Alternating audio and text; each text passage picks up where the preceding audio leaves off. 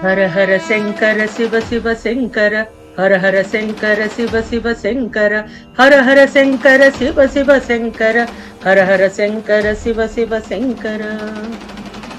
భగవద్భక్తులారా, మూక కవి విరచిత శ్రీ మూక పంచశతిలోని పాదారవింద శతకంలోని అద్భుత రసగుళికలను, ఆ రసధారలను ఆస్వాదిస్తున్నాం. మనం శ్రీ కంచి కామాక్షి అమ్మవారి యొక్క ప్రభావాన్ని తెలుసుకుంటున్నాం.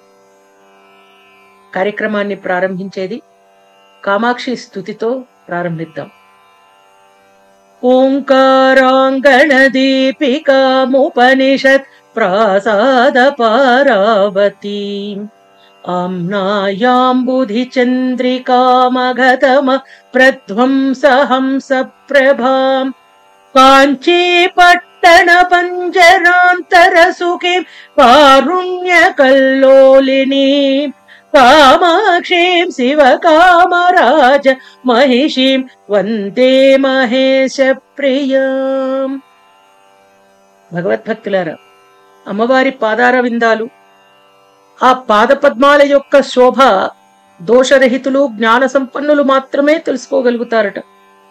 సూరాణామానంద ప్రబల నతయ మండనతయ నఖేందుజ్యోత్స్నాభి విశ్రుమరతమ ఖండనతయ పయోజ శ్రీ ద్వేష వ్రతరతతయ త్వచ్చరణయో విలాస కామాక్షి ప్రకటయతి నైషాకరదశ. అమ్మ చరణ విలాసము చంద్రదశను పొందుతోందిట. అంటే చంద్రుడు తనలోని అమృత స్రావం చేత దేవతలకు ఆనందాన్ని, ప్రకాశాన్ని కలగజేస్తాడు. అలాగే చీకట్లను వెన్నెలలతో పారద్రోలుతాడు. పద్మాల అందంతో శత్రుత్వాన్ని ప్రకటిస్తాడు చంద్రుడు. అమ్మ పాదాలు కూడా అంతేటండి. గోటి వెన్నెల వెలుగులతో చీకట్లను పారద్రోలి దేవతలకు ఆనందాన్ని, అలంకారాన్ని తన పాదాలతో కలిగించి పద్మాల శోభను తిరస్కరిస్తున్నాయిట అమ్మ పాద పద్మాలు. సీతింనా కాంతీనాం నఘరజనుషాం పాదనళిన ఛవీనాం సోణింనా తవ జనని కామాక్షి నమనే లభంతే మందారగ్రధిత నవబంధూక కుసుమ స్రజాం సామీచీన్యం సురపుర పురంధ్రీకచభర. అమ్మవారి పాదపద్మాలకు దేవతా స్త్రీలు నమస్కరిస్తున్నప్పుడు వారికి సరికొత్త కాంతి, పుష్పాల లాభం కలుగుతోందిట. అమ్మవారి పాదాల ఎరుపు, గోళ్ల తెలుపు కాంతులు కలిసి మందార, మంకెన పూల కాంతులను వారి సిగలలో మాలగా ప్రసాదించినట్లు ఆ శోభ ప్రసాదించబడిందిటండి. ఆహా, ఎంత అద్భుత వర్ణనండి.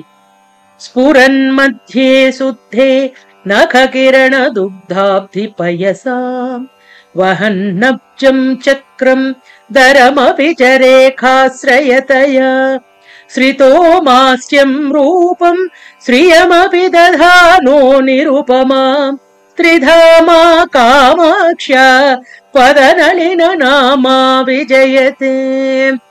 మత్స్యావతార రూపుడైన విష్ణు రూపంగా అమ్మవారి పాదం భాసిస్తోందిటండి. గోటి కాంతులు స్వచ్ఛ పాల సముద్ర జలాల మధ్య ప్రకాశిస్తున్న పాదపద్మం ఆది చక్రం, శంఖం అనే సాముద్రిక రేఖా లక్షణాలను వహిస్తూ సాటిలేని లక్ష్మీ శోభతో మత్స్యావతారమా ఈ పాదములు అనే పోలి ఉన్నాయిట. త్రిధాముడైన విష్ణువు అమ్మ పాదపద్మ రూపంలో వెలుగొందుతున్నాడు అని మూక కవి వర్ణన.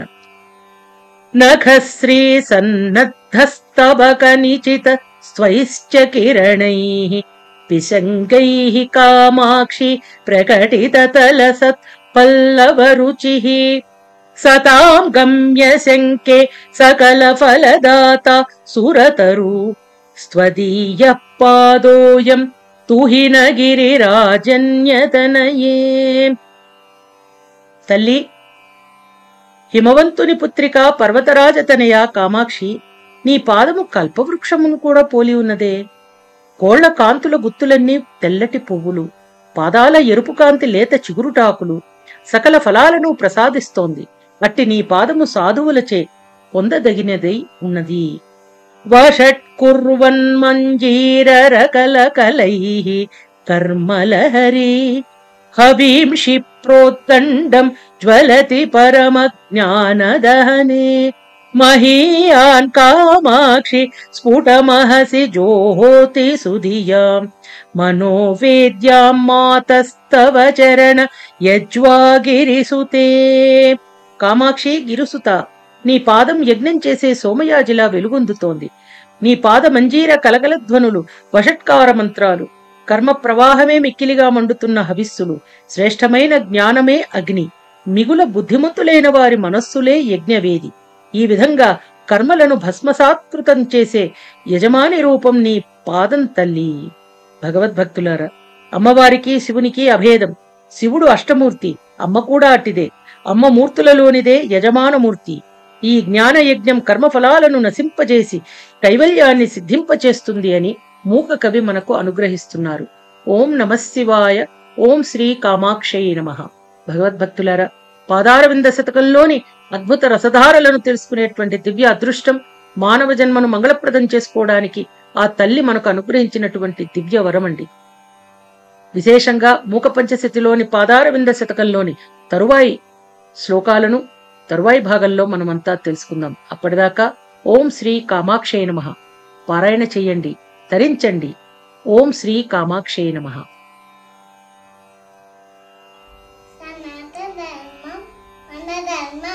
డాక్టర్ కే భవానీ మాతాజీ గారి ఛానల్ చూడండి, లైక్ చేయండి, షేర్ చేయండి, కామెంట్ చేయండి. హరే కృష్ణ. జై జై జై జగన్నాథ. ధర్మం సనాతన ధర్మం. మన సనాతన ధర్మం ప్రవచనాల ఛానల్ని సబ్స్క్రైబ్ చేయండి, లైక్ చేయండి, షేర్ చేయండి, కామెంట్ చేయండి. హరే కృష్ణ. శ్రీరామ్ జయ రామ్ జయ జయ రామ్, శ్రీరామ్ జయ రామ్ జయ